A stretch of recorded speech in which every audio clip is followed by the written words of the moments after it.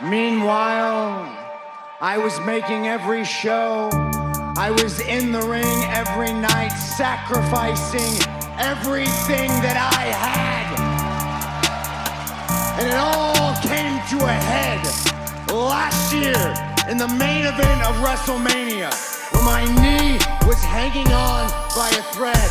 My stepdad was at home dying of cancer, but I made sure that I was there at the very end to be a shield, to make sure that Roman Reigns lost.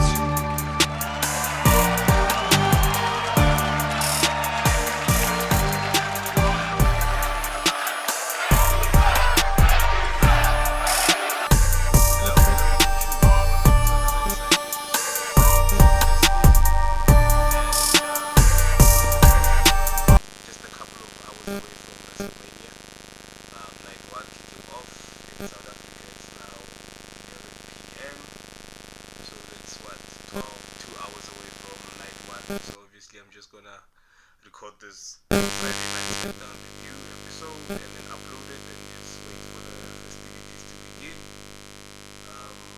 The Hall of Fame has already taken place. Big shout out to all the inductees for this year. We had Triple H. We also had Stone Cold Steve Austin and Bret Hart, and I think Bret Hart is the only wrestler to be inducted 3 times into the Hall of Fame at this point in time. And Lex Luger as well, who actually expressed his speech while standing up. So if you know the history, that he's been stuck in a wheelchair for the longest of time, and obviously doing work with DDP to then get him back and then give that whole speech while standing up was a moment to obviously be proud of. And as a fan who has history on the guy, it was actually but another solid episode of Smackdown. Not a lot of action went down, but as always it's the tag team division that's carrying the show, so that's always great to see. It's a bit of a shame that they're not mentioned and they're not placed into the main event or placed into the Wrestlemania card. But yeah, like I said, we need something to carry Smackdown, and we at this point in time the tag team division in Smackdown is actually heating up pretty well. And it's like I said, it's sad that they're not involved at Mania, but given the fact that we're getting a leather match next week, should be flippin' awesome. So just comment down below, let me know what you guys are mostly looking forward to. Tonight's the night. The matches are taking place. The predictions are locked in. I still have to upload my predictions for night 2. But if you'd like, my predictions for night 1 are all are on the page. Just visit the page on the videos. You can follow me on TikTok, Instagram, and obviously X. I've placed a video there predicting my night 1. Obviously, if I can get all of them right, I'll be happy. But I doubt I will. There's always gonna be twists and turns going into Mania, and obviously at Mania itself. Another solid episode of Smackdown. Not a lot of wrestling on the show. Obviously, given the fact that we had the Andre Memorial Battle Royale, and Carmelo Hayes actually won that one. But tonight we actually started the show off with Seth Rollins coming down to the ring and assuming the position CM Punk once did on the top of the ramp, delivering a pipe bomb, which was where a lot of us were introduced to CM Punk and what CM Punk was about. So it seems the gist of Seth Rollins' speech tonight was basically him just letting us know that he has to win this match and he's the only person that's right for the future of this company. And he gave the reason why he believes that the 2 men that he's in this match with should not win this match, and gave a brief history on the Shield, gave a brief history on Paul Heyman and how Paul Heyman also was a big part of how they became a part of the WWE. So it's always good to see when long-term storybooking comes into effect. So given this fact that Seth Rollins is now giving us layers and emotional attachments to Paul Heyman and how connected he is to the story, it's always good to see that happening. So basically, just letting us know that he has to win this match, and he's the only right person to win this match, and he's the only workhorse and the greatest example of what could happen. Now more than ever, I honestly believe that Seth Rollins might be the third guy to join John Cena and obviously The Rock.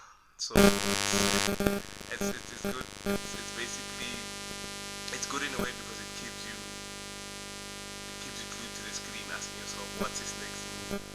Because he's made some references in the promos that he's been delivering as of late, and whether you like it or not, Seth Rollins brings the emotions to this whole feud and this whole triple threat match.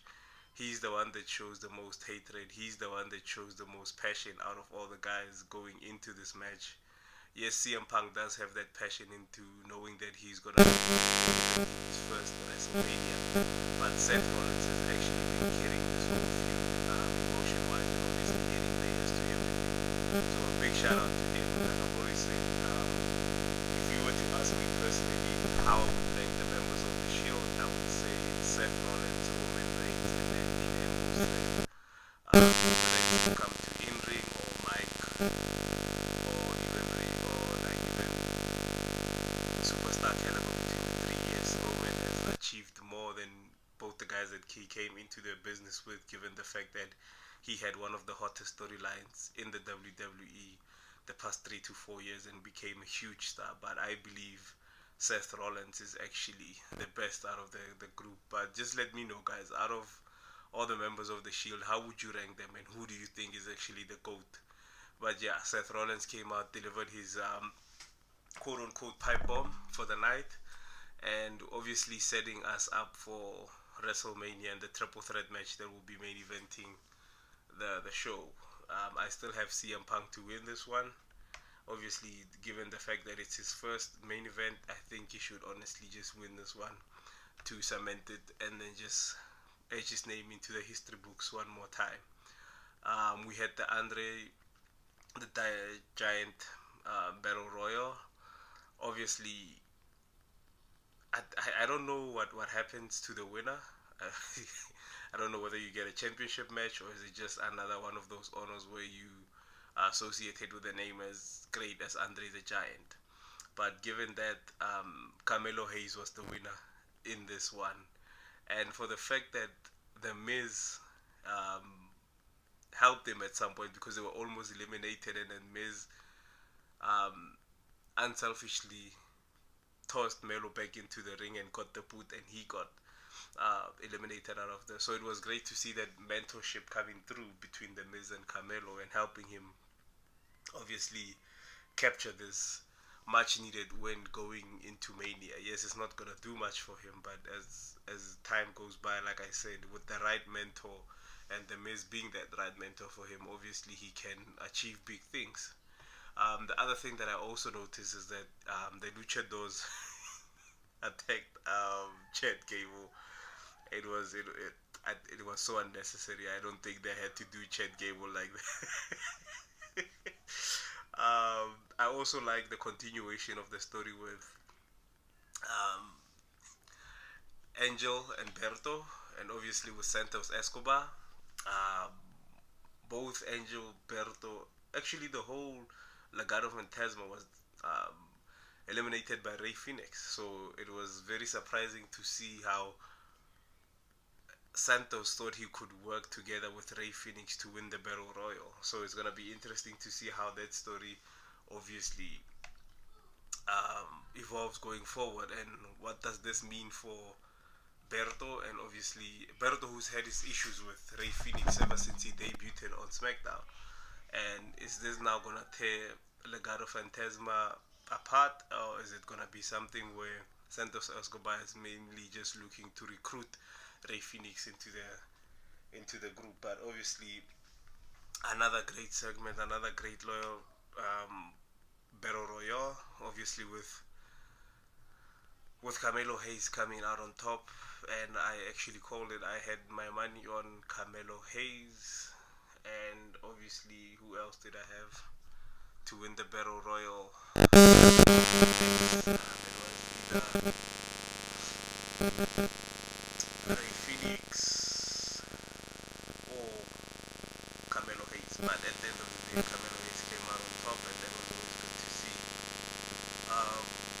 had another segment with Rhea Ripley, Io Sky, Bianca Belair, and I don't know. It's good to see this.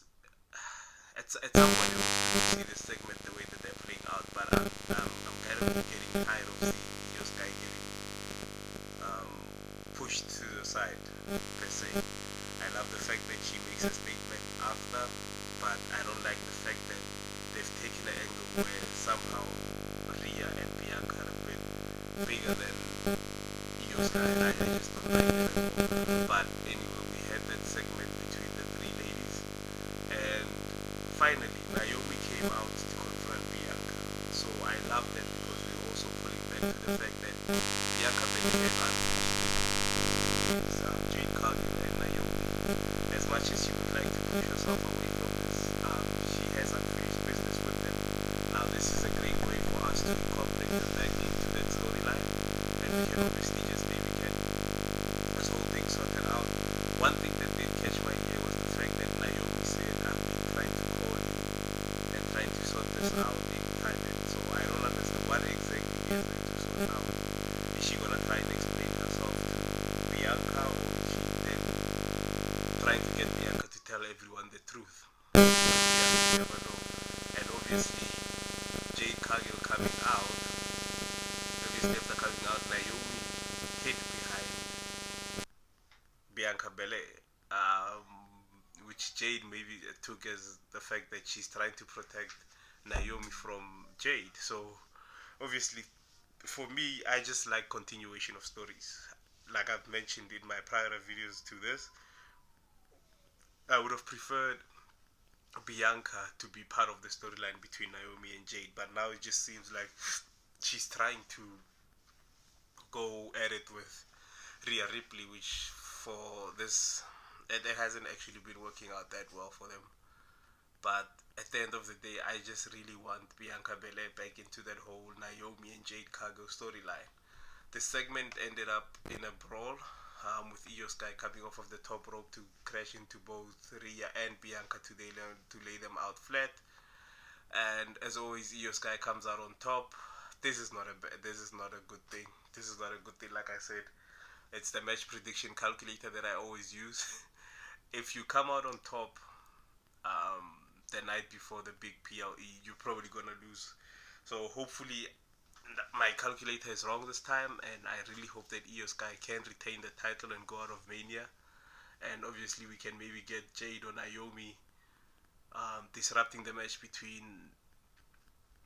no actually yeah between the three to cost Bianca the title, so she can be pulled back into the scene and back into the story with Jade and Naomi.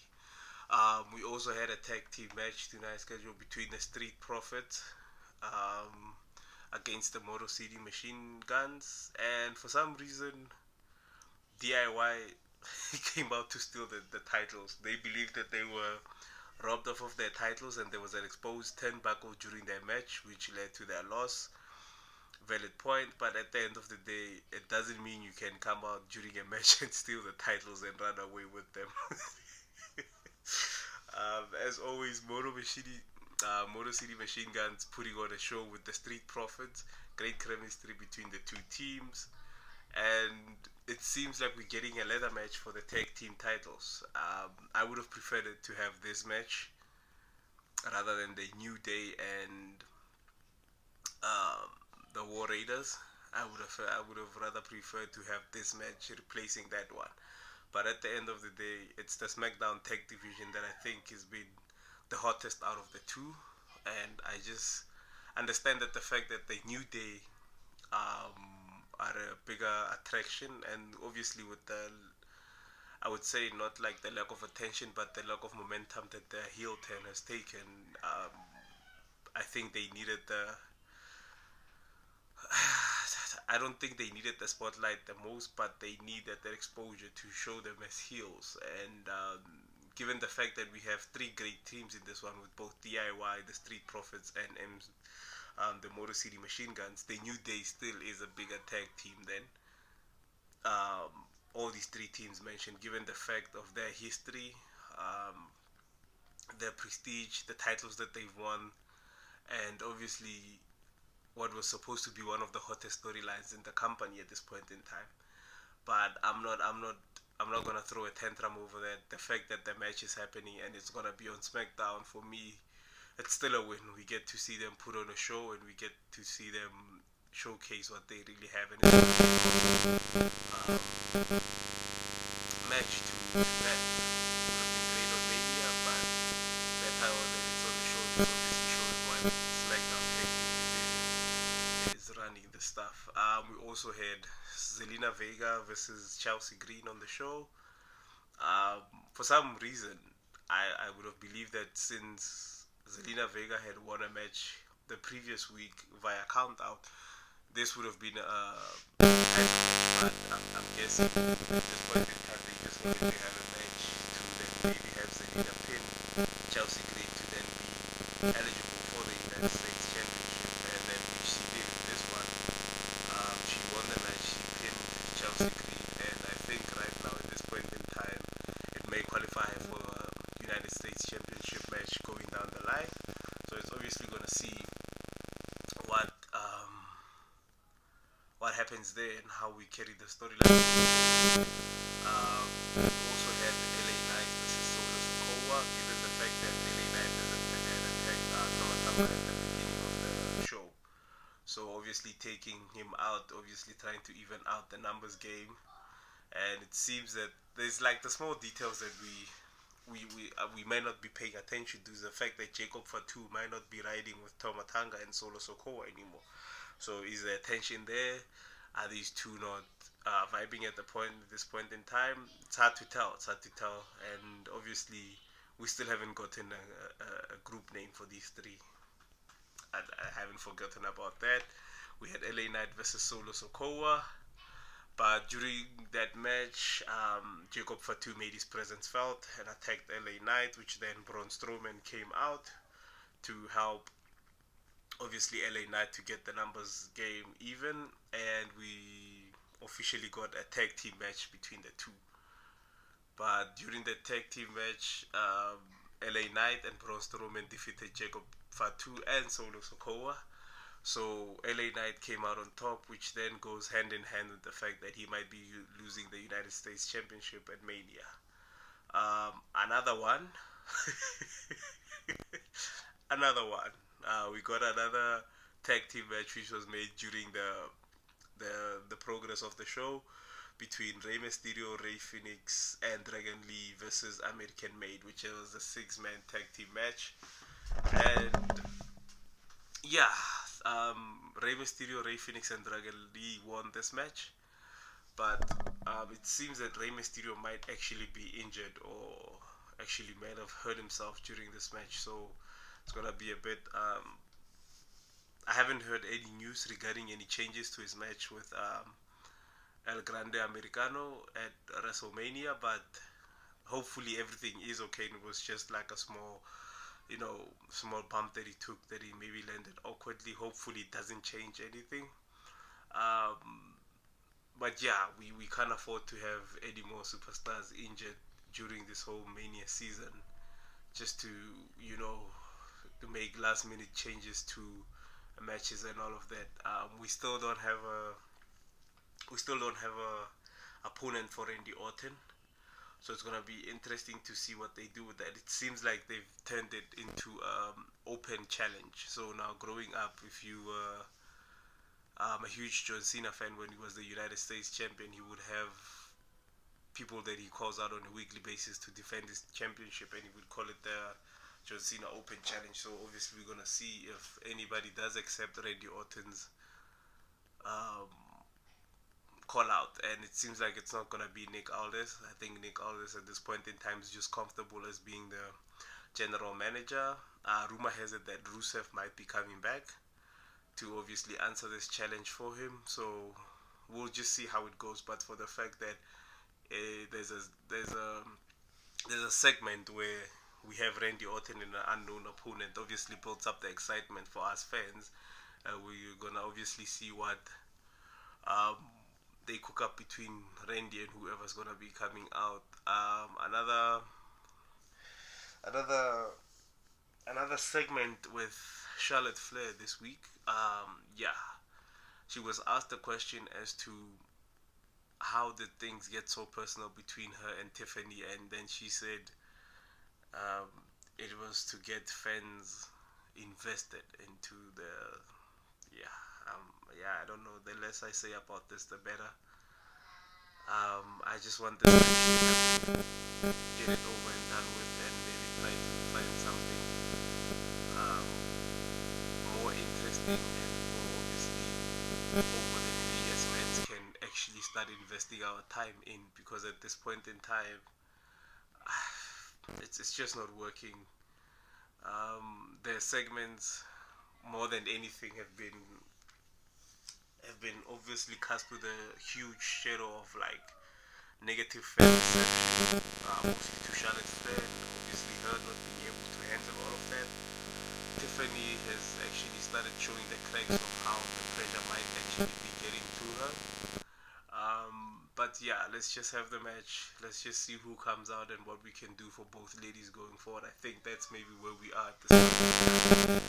And obviously the segment that everyone's been talking about, Cody Rhodes coming out and with John Cena coming out to meet him by the ring to have a final face to face just before the Mania. And for the first time in